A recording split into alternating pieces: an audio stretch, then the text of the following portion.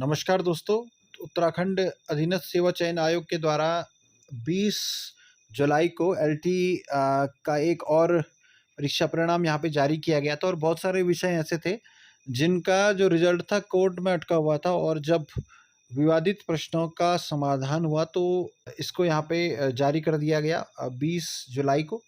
और ये 21 तारीख को आयोग ने यहाँ पे अपना नोटिफिकेशन जारी किया और जो अभिलेख सत्यापन की तिथि है वो यहाँ पे निश्चित कर दी है। जिन लोगों का चयन हुआ है उनका जो डॉक्यूमेंट वेरिफिकेशन है ये 26 जुलाई 2023 को होगा आयोग के कार्यालय पर। अब इसमें देखिए क्या होना है।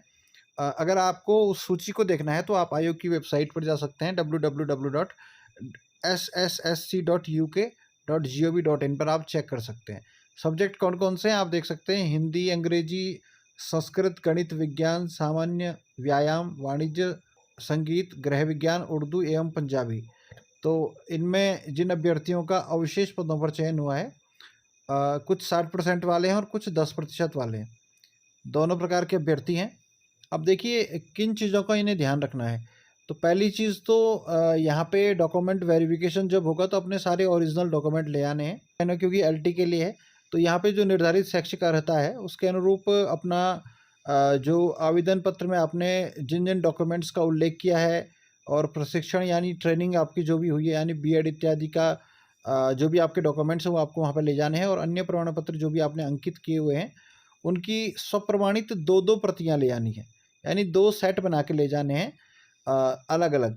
तो इस तरीके से आप लेके जाएंगे डॉक्यूमेंट्स। 6 पासपोर्ट साइज़ की फ़ोटो आपने ले जानी है और लगभग 9:30 बजे का समय है, सुबह आपको आयोग में पहुंचना है। इसके अलावा दूसरी चीज़ जो आपने ध्यान देनी है, अभ्यर्थी की जो हाई स्कूल है, इंटरमीडिएट, ग्रेजुएशन, बीएड और टीईटी, आपको केवल ऐसा नहीं कि फाइनल ईयर के मार्कशीट लेके, आपको सभी वर्षों के लिए जानी है। अगर आप सेमेस्टर वाले हैं तो सभी सेमेस्टरों की अपनी मार्कशीट को यहाँ पे लेके जाना है। साथ ही साथ प्रमाण पत्र भी अपने सारे के सारे ले जाने हैं और उपाधि भी ले जानी है। डिग्री भी आपके पास होनी चाहिए, उसको भी आपको वहाँ पे लेके जाना है। अगर आपके पास डिग्री उपलब्ध नहीं है तो आप अपने यूनिवर्सिटी में जाकर के प्रोविजनल डिग्री बनवा सकते हैं।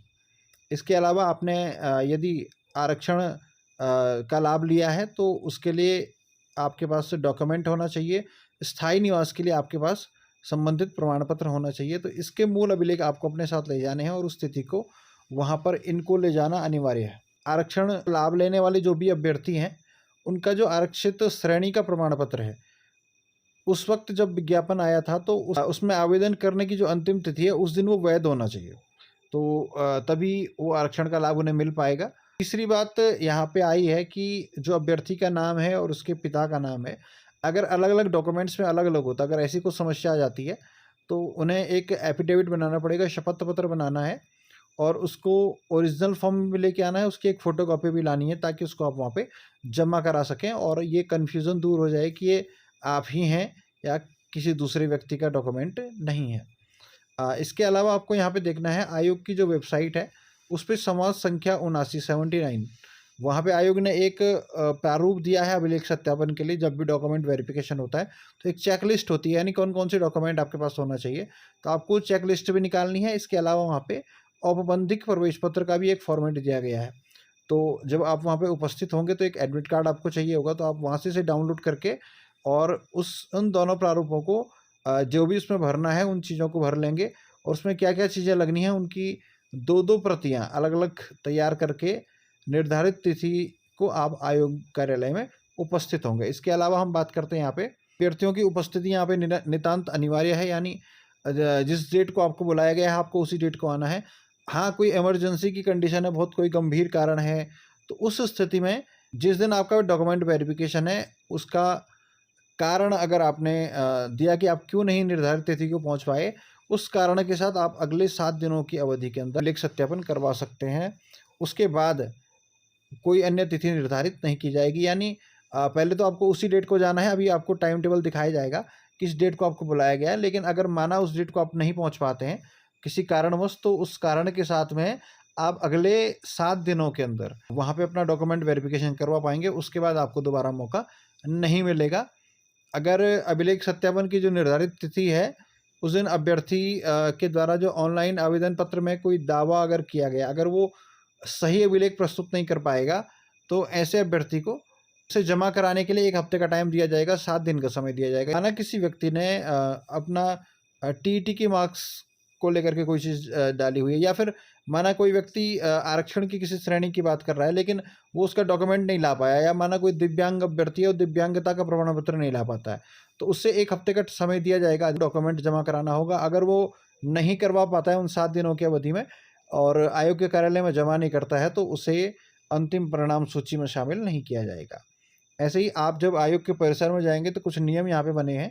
आपको वहाँ पे अपना मोबाइल फ़ोन, कैमरा या अन्य इलेक्ट्रॉनिक उपकरण नहीं ले जाना है। ये सब वहाँ पे निषिद्ध है, ये बात यहाँ पे कही गई है। निर्धारित कार्यक्रम की हम बात कर लेते हैं। सबसे पहले दिन आपका यहाँ पे उर्दू का है।